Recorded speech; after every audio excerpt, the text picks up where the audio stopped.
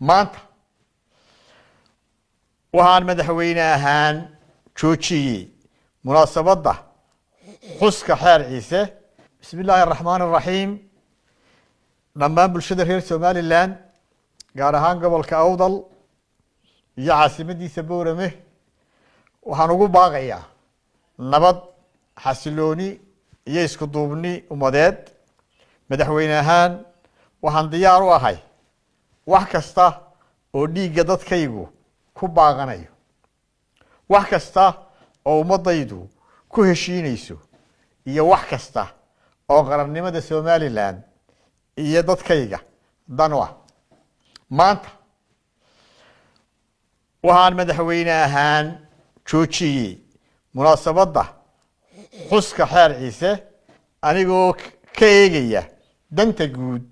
iyo dareenka ummadayda annaga oo u dhega nugul wax kasta oo maslaxad guud ee ummadda ku xidhan tahay iyo inaan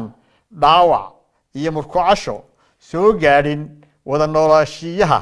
dadka walaalaha ah ee reer somalilan waxaan faraya ciidamada kala duwan ee nabadgelyada in la adkeeyo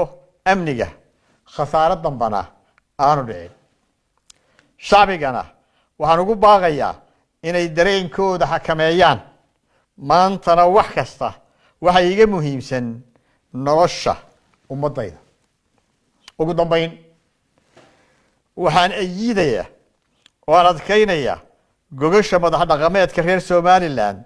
ee isxilqaamay ay u dhigeen beelaha walaalaha ah ee reer awdal iyo reer selel ciidamada nabadda ha sugaan dhammaanba dadka reer somalilan gacmaha ha isu qabsadeen in la saxo wax kasta oo inaga khaldamaya waxaana ku kalsoonahay in dadkaygu ka heshiin doono wixii la isku maandhaafay walaalayaal inagoo danta guud eegayna ha la isdejiyo nabadgelyada ha la ilaaliyo danta guud ha laga shaqeeyo xasiloonida ha la ilaaliyo nolosha dadka ayaa wax kasta inooga qaalisan